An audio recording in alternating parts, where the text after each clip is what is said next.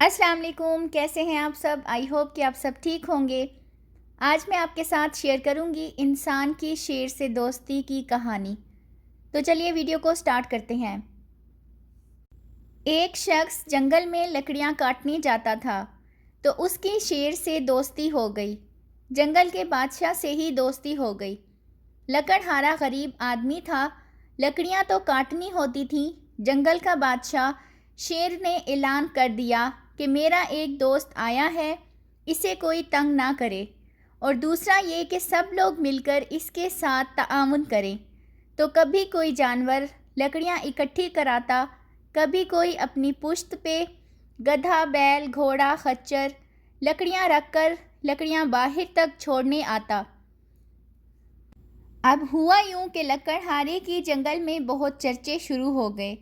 مزدور بندہ تھا، غریب تھا، بادشاہ سے دوستی کر کے خود بھی بادشاہ بن گیا۔ تو غریب لکڑہارا گھر آ کے اپنی بیوی کو بتاتا کہ میرے ایک دوست ہے، میں جاتا ہوں تو ساری مخلوق پہلے ہی کھڑی ہوتی ہے میرے استقبال کے لیے۔ دوستی جو بادشاہ سے ہو گئی تھی، بادشاہ بھی جنگل کا بادشاہ، شیر سے دوستی ہو گئی۔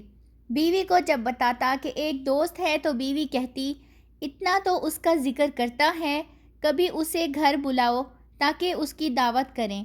پھر بھی اس لکڑہارے نے نہیں بتایا کہ وہ ایک شیر ہے۔ تو اس نے شیر کو گھر بلا لیا، اس کے لیے کچا گوشت لایا۔ شیر تھا تو اس نے تو کچا گوشت ہی کھانا تھا۔ لکڑہارے کی بیوی نے پوچھا کہ پکانا کیسے ہے؟ تو وہ کہنے لگا جب وہ آئے گا تو پھر ہی بتاؤں گا۔ کچا گوشت رکھ دیا، شیر آ گیا۔ جب وہ آیا تو اس کی بیوی نے دیکھا اور سخت جملے کہہ دیے۔ کہنے لگی، میں سمجھی تھی پتہ نہیں کوئی بڑا آدمی ہے، کون ہے؟ اس طرح کے درندے تمہارے دوست ہیں؟ ایسے جانور دوست بنائے ہوئے ہیں، یہ کیا بات ہوئی؟ اور یہ ساری باتیں شیر نے سن لیں۔ خیر اس نے چپ کر کے گوشت کھایا اور وہ چلا گیا۔ اگلے دن لکڑہارا جنگل میں لکڑیاں کاٹنے گیا تو شیر ملاقات کرتے ہی لکڑہارے سے کلہاڑی کہا کہ کلہاڑی اٹھاؤ اور میری پشت پر ایک زخم کر دو۔ تو لکڑہارے نے انکار کر دیا کہ نہیں، تم میرے دوست ہو، میں کیوں تمہیں کلہاڑی سے زخم لگاؤں؟ پھر شیر نے کہا، میں تمہیں پیار سے کہہ رہا ہوں، مان جاؤ، میں شیر ہوں ورنہ میں تم سے منوا ہی لوں گا۔ بہت اصرار پر لکڑہارے نے کلہاڑی اٹھائی اور زخم لگا دیا۔ گہرا زخم لگا اور خون بہنے لگا۔ پھر شیر نے کہا، تم نے آج کے بعد آنا ہے، لکڑیاں کاٹنی ہیں، تمہیں کوئی کچھ بھی نہیں کہے گا، بس یہ ایک حکمت تھی جو میں نے کیا ہے۔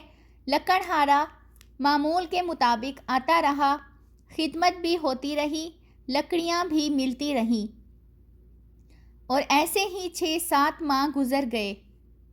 اور ایک دن شیر نے کہا کہ یہ میرے ذرا بال اٹھا کے دیکھو کہ زخم کہاں ہے جو تم نے لگایا تھا۔ اس نے بال اٹھا کے دیکھا تو زخم کہیں بھی نہیں ملا۔ کئی بار ڈھونڈا لیکن زخم نہیں ملا۔ شیر نے پھر ایک جملہ کہا، اس نے کہا، کلہاڑی کا زخم جو تم نے لگایا تھا وہ بھر گیا، نشان تک مٹ گیا، لیکن تیری بیوی کا جو لہجہ تھا، جو تلخی تھی، جو رویہ تھا، وہ آج تک میرے ذہن میں موجود ہے۔ وہ بات ابھی بھی مجھے تکلیف دیتی ہے۔ مجھے اس نے درندہ کہا، اس نے میرے بارے میں کمزور اور سخت جملے کہے۔